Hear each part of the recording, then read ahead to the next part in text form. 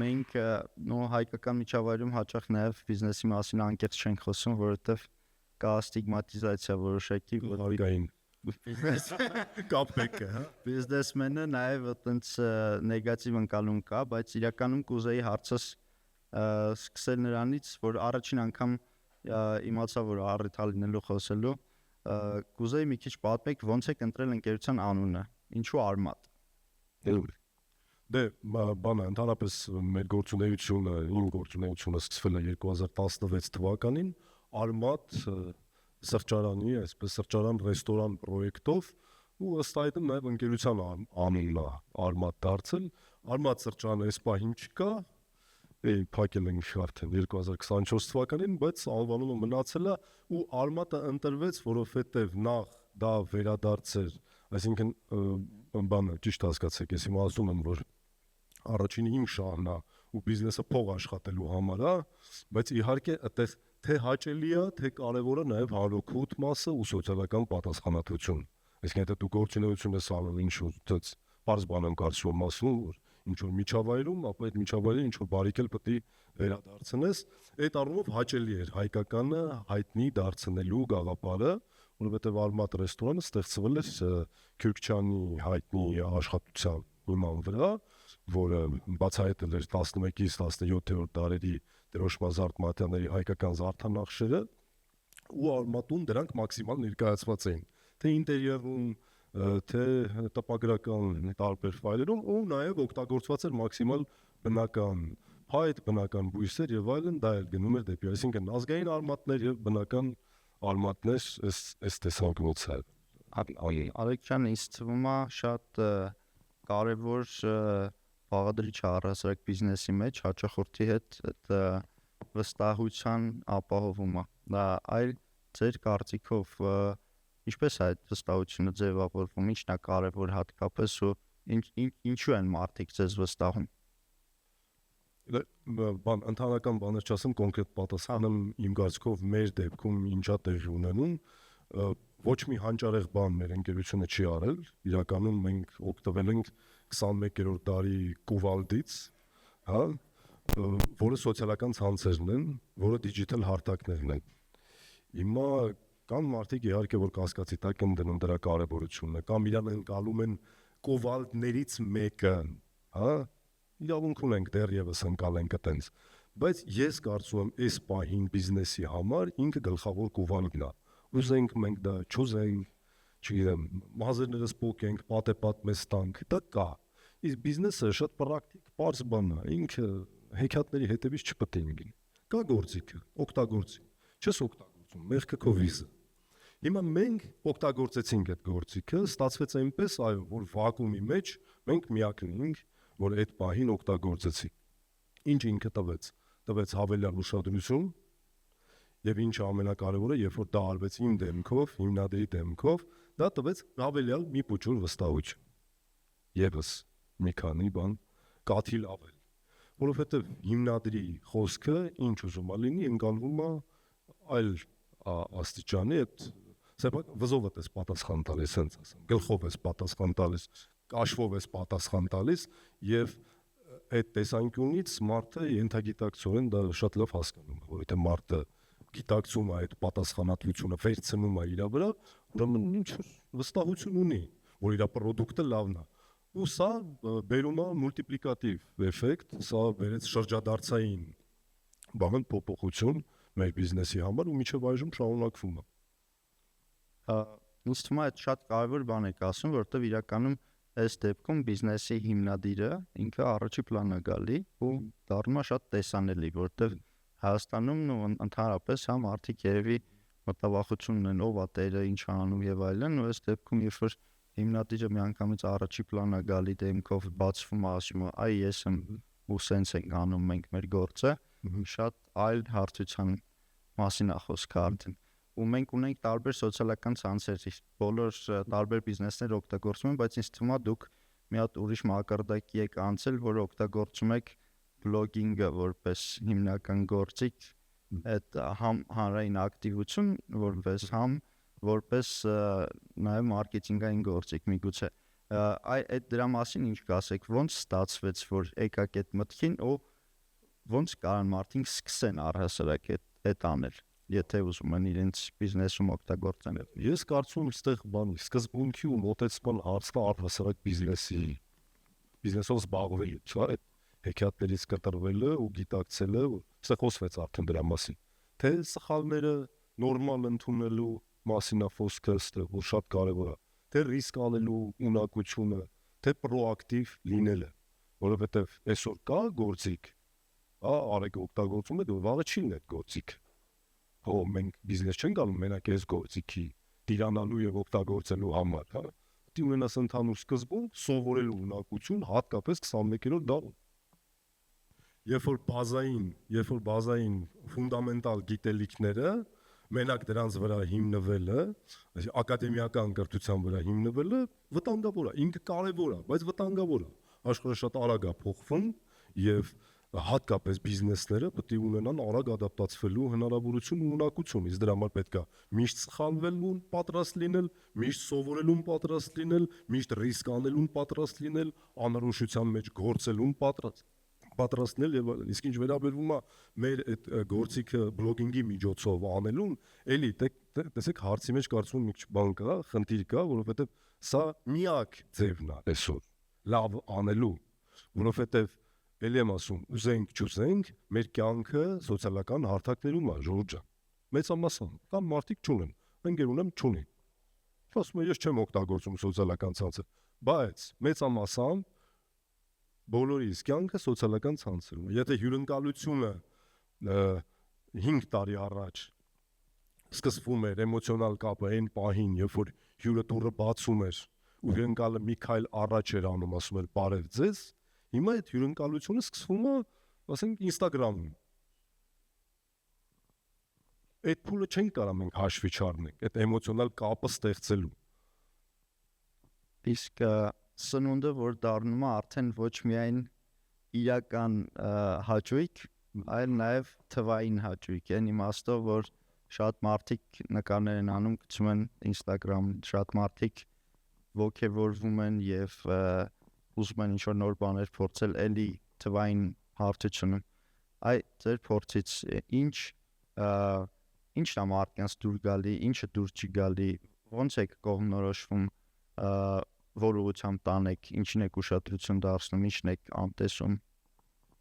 Առաջին հերթին վաճառքներին, որտեղ կարծում եմ մեծ գաղտնիք չեմ բացի, վաճառքներով եմ բացահայտվում պահանջարկը։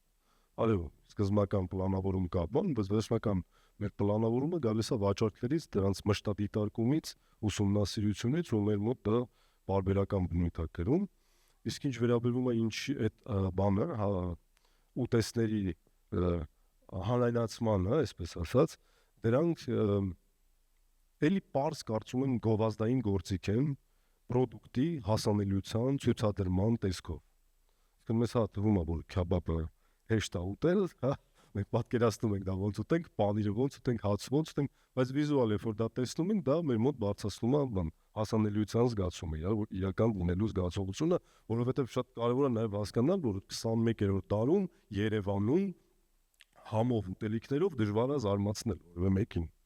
Առհասարակ, եթե մենք խոսում ենք հանրային սննդի ոլորտի մասին, ռեստորանների մասին, ծիծաղալու է, որ խոսանք, որ պետք է համով լինի։ Իհարկե պետք է համով լինի։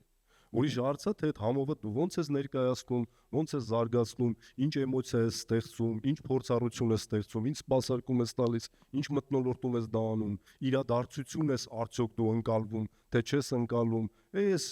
բաներն են, որ կարևոր են իրական։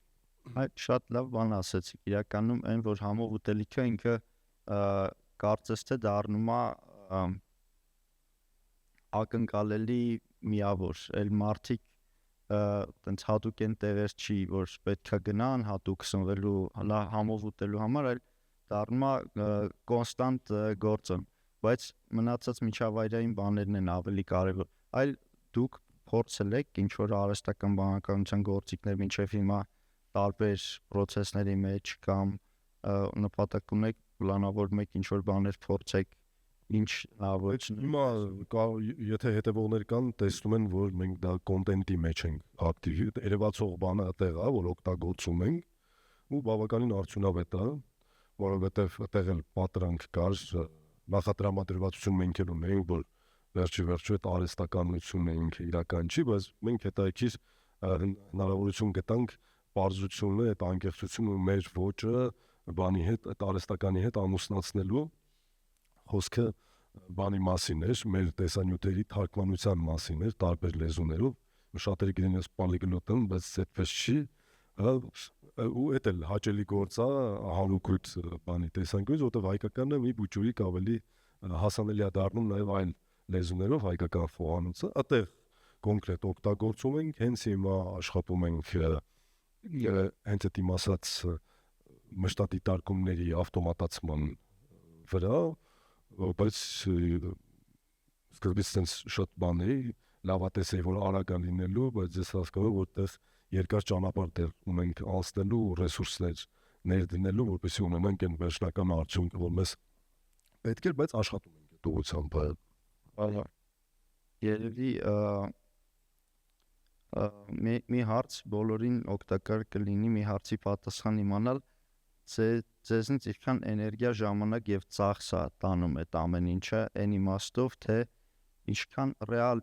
ինչ ջանք է պետք սկսելու համար, եթե դու դեռ չես սկսում այդ գործիքակազմից օգտվել, արհեստական բանականության գործիքներ, էլի սոցիալական ցանցերի թվային բլոգինգի հետ կապված բաներ, ինչ ջանքի ծախսի մասին է խոսքը։ Դե բլոգինգը Ժորժ ջան, այդ բանը 15 րոպե օրը բասում։ Բայց արդեն դրա սպասարկումը, այսպես ասած, հա, մոնտաժ կլինի, կոնտենտ ստեղծել կլինի այլ մարդկանց հետ, արհեստական բանականության կիրառում կլինի, այդտեղ թիմը աշխատում, այս պահի ինք հոգուց բաղկացած, այդտեղ այսինքն բացի ուտեստներ ստեղծելուց մենք նաև ունենք կոնտենտի հոսքագիծ, այսպես ասած, որը այո, ծախսատարա ռեսուրս է պահանջում, բայց դա միայն նրա համար է, որ մենք հասկացել ենք, որ այդտեղ բանը ռեսուրս կա ու մաքսիմալ փորձում ենք օգտագործել, նաև ավել պահանջարկ ենք բերում, քան այս պահին մեր արտադրողականությունն է, այդ էլ մեզ օգնում է առաջ գնալ, զարգանալ։ Բայց եթե բլոգինգի մասն է խոսքը, որը իրականում ամենակարևորն է այստեղ, ու մինիմալ ջանքեր են պետք է, կարծում չի կարելի վարանել, որ առաջ պետքա դա սկսել, ու իրեք կապ չունի, դա բիզնեսի մասին է խոսքը, թե բանը մշակութային ինչ-որ ուղղության, ամեն ինչը հանրայնացնելը, ես կարծում եմ օգտակար է նաև այդ իմ սկզբի ասած բանի տրամաբանության տեսանկյունից նաև պարտադիր է կարծում, որովհետև հիմա չգիտեմ, մենք ստեղ խոսում էինք բանից, հա, ասենք երաժշտությունից, ես վստահ եմ կոմպոզիտորի մեկ գործած սխալը ավելի լավն է դարձնում հաջորդի ոնց ստեղծագործությունը, հա, ու մեր ամբողջ էվոլյուցիայի ու աշխարհի զարգացման պատմությունն է դա։ Այստեղ միակ կարևոր բանը, որ մենք պետք է անենք, այդ սխալները չթաքցնելն է ընդհանրապես, չամաչելն է դրանցից, խոսալն է դրանց մասին,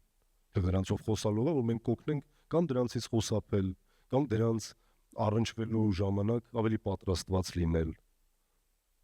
եկուզ ապագայում սերունդները։ Եվ երևի վերջին հարցը, մենք դահլիճում ունենք մարդիկ, միգուցե ովքեր առաջի քայլերն են անում, կամ արդեն ինչ-որ որոշակի հաջողության հասել են, բայց ուզում են աճել։ Ձեր խորհուրդը որպես արդեն ինչ-որ չափով կայացած, առաջ գնացած, արդեն հեռու նայող բիզնեսմեն, որը կլինի։ Շատ միգուցե հասարակ, շատ առօրյայում շատ կիրառելի իմաստով։ Ես ասեցի դրա մասին։ Բնական բաներից պետք չի վախենալ ու ամաչել։ Դրա մասին ոնց որ խոսեցին էլի ոստից առաջ։ Վախից պետք չի վախենալ։ Վախը դա նորմալ բան է։ Վախը մեզ ստիպում է առաջ գնալ, խուսափել այն բաներից, ինչից մենք վախենում ենք։ Պետք չի համարել, որ դիպլոմը ստացա, ստեղ գնացի, սովորեցի, ես ամեն ինչ գիտեմ։ Պետք չի ծանրանալ այս աշխարհի վրա։ Համարեք դուք ոչինչ չգիտեք։ Թեթև եղեք։ Այս շատ կարևոր է։ Ասում եմ, հատկապես այս դարում այդ ձևը կարելի էր, օրինակ 200 տարի առաջ միգուցե պահպանել այդ միֆը ստեղծել, որ դու ամեն ինչ գիտես, բայց հիմա հնարավոր չի։ Ոչ մեկ ոչինչ չգիտի այդ առումով այդ անհրաժեշտության տեսանկյունից, հա։ Ես ասում եմ, ես չեմ թերագնահատում, ասում ակադեմիական կրթությունը, ես չեմ թերագնահատում այն ընդունված ձևերը, որոնք կան այս աշխարհում, բայց կներեք, նորը ստեղծելու համար պետք է քննադատել հինը։ Եթե ինչ-որ մեկը չքննադատեր այն համոզմունքը, որ երկիր մոլորակը տափակ է, ոչ մեկ չէր գա այն մտքին, որ ինքը կլոր է։ Ինչ որ պահի պետք է դա քննադատել։ Ինչ առաջընթացի համար պետք է հասկանալ, որ եթե կա բան կյանք առհասարակ, կան խնդիրներ, որովհետև կա փոփոխություն, որովհետև փոփոխությունը անխուսափելի բերում է անորոշություն, ու այդ ամեն ինչը հաշվի առնելով անխուսափելի է սովորել այդ ամբողջ ընթացքում։ Հիմա այս դարում ավելի խտացված։ Ցենց մի վախեցեք։ Շատ շնորհակալություն։ Երկու կարևոր եզրակացություն իմ համար, հա, այդ մեկը ամեն անգամ ինքս եմ համոզվում, որ փոփոխությունը այդ միակ կայուն բանն է, որ անդադ փոփոխությունը տեղի ունենալու մենք պետքա փորձենք անդադ շարժվենք եւ պետք չի վախենալ վախերից։ Այդ շատ հիանալի արտահայտություններ են իմաստով, հատկապես որ մարդիկ հաճախ պարփակվում են իրենց վախերի մեջ։ Շատ շնորհակալություն։ Շնորհակալ։